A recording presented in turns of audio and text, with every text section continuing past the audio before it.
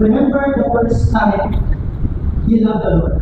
Ito po ay natatagpuan po natin sa Revelation chapter 2, verse 1 to 7. Sa pinaka-nahirapan na kong mag-title, noong ginawa ko last 2022 po ano, tapos 30 minutes ako nag-isip kung paano ko ito bibigyan ng title. Kasi pagkita po natin dito sa revision, sa translation na literal and modern translations, sabi ko kasi sa KJV, as the last year, nevertheless, I have this against you, that you have left your first love. Pero di po sa last year, you have left your first love. Pero sa modern translations po natin ay, but I have this against you, that you have abandoned the love you had at first. You have abandoned the love you had at first. As sabi po na sa Tagalog ay, subalit ng isang bagay na ayaw ko sa iyo, iniwan ko na ang pag-ibig mo noong una. Kung sabi ko, translate ng Biblia, pero ang pagkakahanda. Kasi ko, sa aking isipan ko kasi, magkaiba kasi yung first love sa the love you had at first. Di ba ba? Kasi yung first love, ito yung patungkol sa unang minahal. Pero yung naman sa kabila, ito yung kahit na sino ang nakatigali, pero yung na kung paano mo siya minahal noong una. Yung first love, halimbawa, kung na kayo nagmahal, romantically, diba? Basta kaya na, first love never ends. Yun yung parang first love. Pero yung sabi dito, the love you had at first, sa kabila, ito yung kahit na sinong tao, meron yung ngayon, pero pinapatunggan niya ay yung first time mo siya minahal. Pwede tayo ako talaga sa pagkain dito noong nakaraan, kasi remember your first love ba? Kagamitin ko? Or remember the love you had at first with the Lord? Pero I'll go with the modern translation, the love you had at first. Remember the first time you loved the Lord. Kasi po, usually sa ating theology, hindi naman po kasi ang Diyos ang unang minahal ng tao. Hindi po ba? Kasi ang tao na kasalanan niya eh. Hindi niya pakilala ko, Diyos, simula pa lang. Kaya ba ang yung magiging first love at Diyos, eh hindi pa naman niya nakikibata at hindi pa naman niya minamahal ang Diyos nung siya ay nasa estado na kasalanan. Kaya ang tao, hindi na first love ang Diyos dahil mas una niyang minahal either ang kanyang pamilya, ang kanyang sarili, ang trabaho, pero hindi ang Diyos. Kaya nga po, siya at yung mga modern translation, at ito din po sa atin ng Tagalog, na mas maganda, mas malinaw na iniwan mo na ang pag-ibig mo noong una. Kung baga, mayroon yung experience na mag-istado na una nilang kalinal ang Panginoon, una nilang minahal, na sinasabi sa Biblia natin, yung ganoong pakinagdam, yung ganoong mga ginagawa nila, nung una nilang nakilala ang Panginoon, nung una nilang minahal, sabi dito ay nakalimutan na nila ito. Nakalimutan na nila yung dating pag-ibig nila sa Panginoon. Pero makikita din po natin na may hindi naman po elemento ng katotohanan sa paggamit ng mga translation ng salitang first love. Sige po, alahanin nga po dito yung unang beses kayo nagmahal. Romantically speaking, yung unang beses kayo nagmahal, diba? Katulad na sinabi natin kanina, diba? Sa kasabihan ng Pilipino o mga worldwide na tayo, first love never dies. Kanino ba na po kayo? Kung hindi nila sabihin na hindi mo makakalimutan ang yung first love, siguro, pwede pa siguro, hindi naman siguro makalimutan, no? Kung sino kayo yung first love. No? Pero kung yung sasabihin ng first love never dies, na hindi mawawala yung pagmamahal, ano po sa ating division. Kasi, paano yung mga tao na hindi nakatuluyan yung first love nila? Kaya po mga kapatid, nothing compares with first times. Either yung first love ang tinutukoy, o yung unang beses mo minahal yung taong minamahal mo yun. Kasi noong unang beses mo sila minahal, di ba nandoon yung sense na gusto mo siya laging makausap, No? Album yung sense na gusto mo lagi kayo may communication, lagi siya nasa tabi mo, di ba? Hinahanap ko palagi yung kanyang presensya, no? Nasa isip ko siya araw at gabi, at gusto mo lagi siyang makakaunti at nakakasaya, at gusto mo pa siyang makilala na makilala. Ano ba yung mga gusto niya? Na gusto mo siyang laging makaunti at makasaya. Hindi mo ba ganun ang inyong experience noong una ninyong minahal ang inyong mga minamahal o minahal? Yung unang pag-ibig o yung una nating minamahal, ganoon din po yung sistema ng pagmamahal natin sa ating Panginoon. Noong nakilala ang kung sumampalataya po tayo sa Kanya, naranasan natin yung pag-ibig ng Diyos at dahil po doon tayo natutunan din natin siya mahalin. We love because He first loved us. In another way po sa isang illustration, kapag ang isang baby ay napapanganak, hindi po ba lagi ang gusto niya ng gatas? Nag-crave siya sa mga milk. At kung mapapansin din po ninyo sa mga bata, lagi din niya hinahanap yung presensya ng kanyang mother o ng tagapag-alaga sa kanya.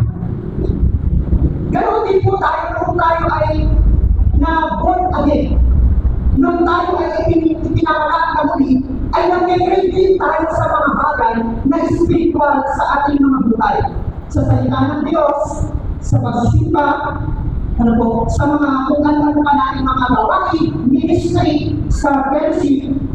At kung magalang doon din yung sense na noong una tayo nakakilala sa Panginoon, ay gusto natin lagi nasa presensya niya. Di ko ba yung dito?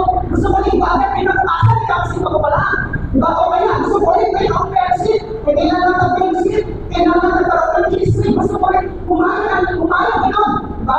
Mayroon ganong sense yung mga panahon na first time natin pinahal ang ating Panginoon. Kaya nga po, bagamat tayo po ay Kristyanong bansa, pasok po sa statistics na ating bansa, dahil tayo po sabi natin ang Christian country sa Asia, di ba? Pero, hindi naman po lahat talaga ay totoong mga Kristiyano. Kasi yung mga sabihin lang sila ay Kristiyano, ay wala naman silang pakialam sa mga spiritual na bagay. Hindi sila nabuto sa mga bagay na spiritual. At maaaring may hindi makakasok na kahit sa loob ng simbahan, kahit na maraming matagal na sa simbahan, ay may hindi mga case na hindi niya din talaga kilala ang Panginoon personally sa kanyang buhay. Kumbaga, nagsisimba lang. Kasi magkaiba po yung kilala natin ang Panginoon sa ating isipan at kilala natin ang Panginoon personally sa ating buhay. Maaaring alam ng isang tao ang mga bagay patungkol sa Diyos, pero wala siyang personal na relasyon sa Diyos.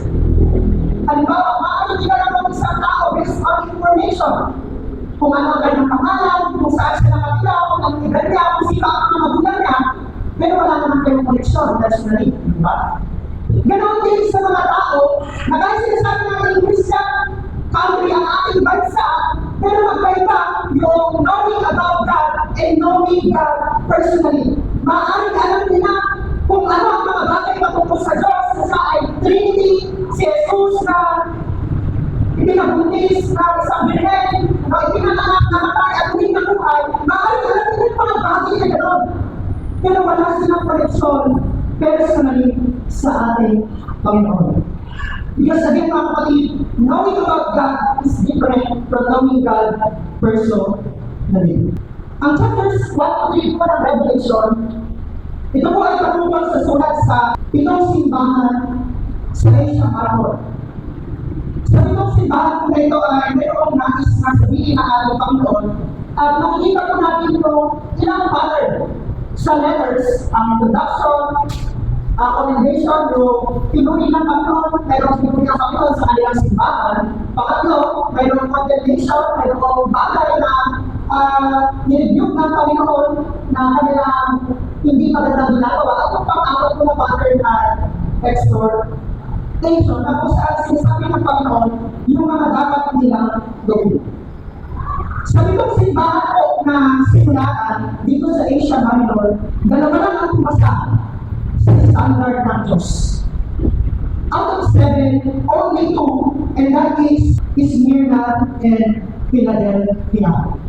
The rest, yung 5, kasama ang Ephesus, ay bumagsak sa standard ng Diyos.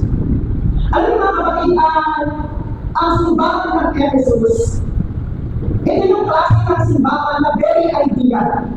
Kung saan ito yung klase ng simbahan na kahit na sinong pastor, papangalapin ng pag-istino sa simbahan ng Ephesus. Bakit po? Makikita po natin sa ating binasa, talagang yung mga miyembro dito sa Ephesus, very active. Talagang siyempre yung kanilang hard work. Letra por letra, mababasa po natin dito na kung gaano sila kasipag at kaseryoso sa mga gawain patungkol sa Panginoon. Sabi nga po sa Ingles, I know your hard work and your perseverance. Talagang gagawin nila ang lahat para sa Panginoon.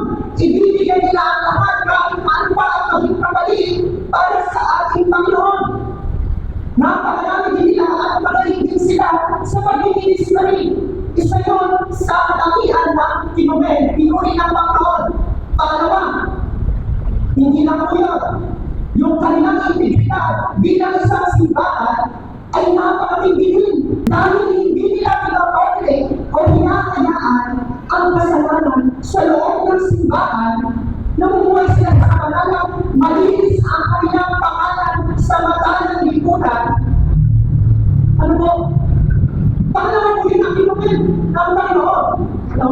At pangatlo, na kinumin ng Panginoon ay very excellent sila pagdating sa pagpoprotekta ng kanilang mga katuruan at doktrina. Kaya nag-i-ispat kung sino talaga ang mga false teachers at pag-bantay sarado sila sa mga mali katuruan sa mga kulto. Again, kung makikita ko natin, talagang kung titignan natin, di ba si Father Ephesus, di ba, wow, di ba, amazing. This is a great church. Ang simbahan ng Ephesus, very active, maraming ministry, maganda ang integridad, dahil pagkaisaran sa mga false teacher. But one thing na against ang Panginoon sa kanila, you have forgotten the love you had at first. Nakalimutan mo na ang pag-ibig na mayroon ka sa akin. Kalunan doon muna.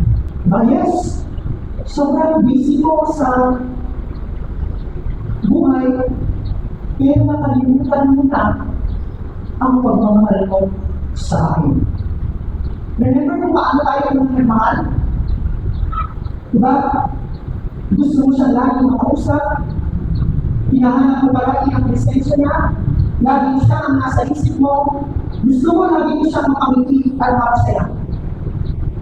Yung gano'ng klaseng pag-ibig, hinahanap yun ng Panginoon, lalo na sa mga Kristiyano na matagal na din sa iglesia. Kumusta mo mga kapatid ang ating relasyon sa ating Panginoon? Tayo po ba ay masyado na busy at nakakalimutan natin kung paano natin unang minahal ang Panginoon? Siguro katulad din tayo ng simbahan na ito na, okay naman, nagagawa naman natin yung para sa Panginoon, malakad naman tayo sa kabuhiran, lagi tayo nandun sa tama, pinoprotektan natin ang ating sarili, laban sa mga maling katuruan, para sa boyfriend at mag-girlfriend na tapos na, nasa trabaho na, at ang kanilang mga isip ay nasa kanilang future, sa kanilang goals. Sobrang busy nila sa bagay nito. Pero, nare-realize nila later on, yung dating pagmamahal, kung paano nila sinushow yung pagmamahal nila noong una, ay nawawala na wala. Lagi mo natin tatandaan mga kapatid, na God is still a person. mayroon din emosyon ang ating Panginoon. Nagsiselos din ang ating Panginoon. Kasi madalas makapokus tayo sa kung ano ang kayang gawin ng Panginoon sa ating mga buhay, pero nakakalimutan natin kung ano ang pinaka-gusto ng Panginoon. And what is that? No? Ikaw ang gusto niya.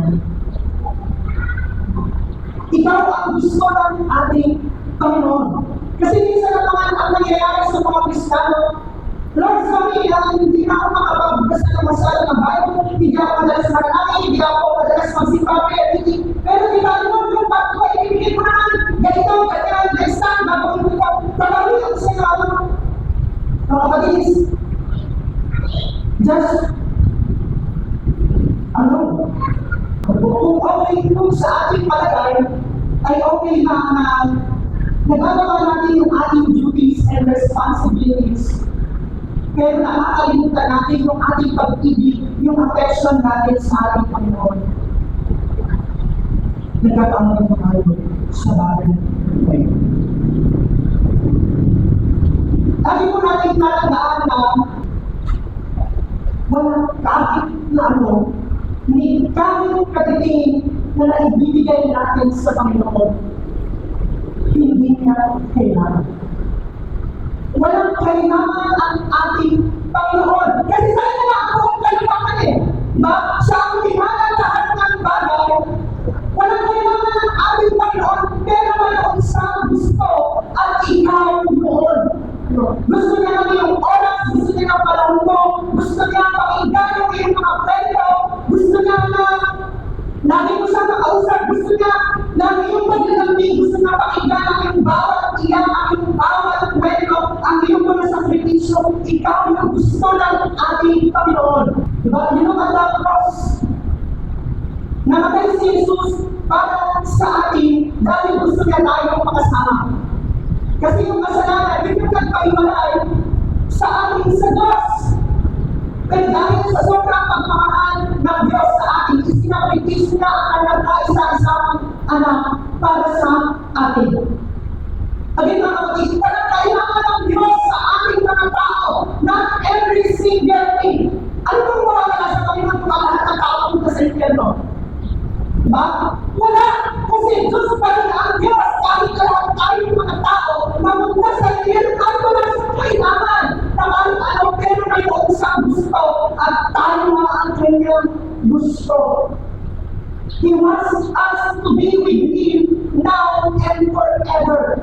Ganun tayo pinamahal ng ating Panginoon at nawa yung pagmamahal natin sa Panginoon ay patuloy na lumago. Kung na malaman kahit ang ating desay, katulad noong una natin mahalin ang ating Panginoon. Tayo ang gusto ng Panginoon. We as an individual, as a person, pero bakit yung atensyon natin? Diba napupunta sa iba? Mas nagpo-focus tayo o mas nakatuon ang ating atensyon sa mga material things. No?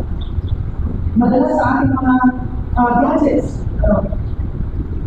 Instead na kilalanin pa ang Panginoon, magpalawak ang ating kaalaman patungkol sa ating Panginoong Jesus. We put first our gadgets sa ating mga buhay. Diba pwede sabihin ng Panginoon na yung mga bagay na ibinigay ko sa iyo, binigay ko yan para ma-enjoy mo sila at hindi para ipagpalit mo ako sa kanila. Binigay ko sa iyo ang iyong trabaho, yung pamilya mo, yung kaibigan mo, yung minamahal ko, kung ano ang mayroon ka sa buhay mo, binigay ko yan sa iyo para enjoy mo yan, pero hindi para maging kapalit ako. Mga kapatid, remember kung paano yung naging hinahanap, hawak-hawak ang ating mga cellphone, ayaw natin mawalay sa kanila, kung paano natin gusto magpapera, nagpapakapagod tayo para sa ating mga trabaho, ginagawa natin ang lahat para sa ating mga pangarap, pag-aaral, we keep doing our best for those things. Pero sa pagmamahal natin sa Panginoon, bakit okay na yung okay na? Gusto ng Panginoon na mas mahalin natin siya kaysa sa mga bagay na ibibigay niya. Kung nasa impyerno ba si Jesus, sasama ka. Pastor, di ba naman klaseng tanong yan? Matulog ang tanong yan, pero irrational na, bakit ba naman tatanong yung pastor yan kung nasa impyerno ba si Jesus, sasama ka? Eh, ang ina-open na ng Panginoon langit, tapos ganyan yung tanong mo. Mga kapatid, metaphors and illustrations have their limits and focus. Sa punto kung ikaw ay ito ang kanyang ibig sabihin. Sa isang bata, o sa isang tao close na close kayo, di ba kahit saan kayo magpunta kapag sobrang mahal mo sa tama? Di ba? Kahit saan pa yan, kahit sa kailangan, kahit saan pa yan, di ba? Observe yung children, di ba? Yung sa tao na pinaka-attach siya, doon niya lagi gusto sa mama, doon lagi yung presensya gusto niya. Kaya ako yung illustration ko na ito, it is a test of your relationship with Jesus. Ano? Kung nasa impyerno pa si Jesus, sasama ka. Kasi kung maraming napakain yung dati, sobrang atas mo sa ating Panginoon, anywhere kahit anong sitwasyon, kahit nasaan pa si Jesus, sasama ka. Because wherever Jesus is, that is heaven. Ganun ang gusto ipapatuloy sa kanilang klaseng illustration. Kung mga kapatid, gusto lang Panginoon ng ating pagmamahal to be closer and closer with Jesus, especially katulad ng unang natin siya kakilala at minahal. Diba? Kung ano ang mga bagay na ginagawa natin, wala ang mga bagay na yan. Ano ba? Di ba kaya mga sinabi na sa 1 Corinthians 13, 1-3, makapagsalita na ako sa mga wika ng tao at ng mga anghel kung wala naman akong pag-ibig para lang ako magpapalang kumain-kapaw o kung yung mga ingay. Kung ako man ay nagkakayahang magsalita ng mensahe mula sa Diyos at umunawa sa lahat ng baga, kung nasa akin man ang lahat ng palawan at lahat ng pananampalataya, ano ba ang nakakapagpalitan ako ng mga mundo? Kung wala naman akong pag-ibig, wala akong kabuluhan. At kung ipagigay ko man ang lahat ng aking kaalihan at ialay ang aking katawan ng pagsunubin, ngunit wala naman akong pag-ibig, wala rin akong mapapakala.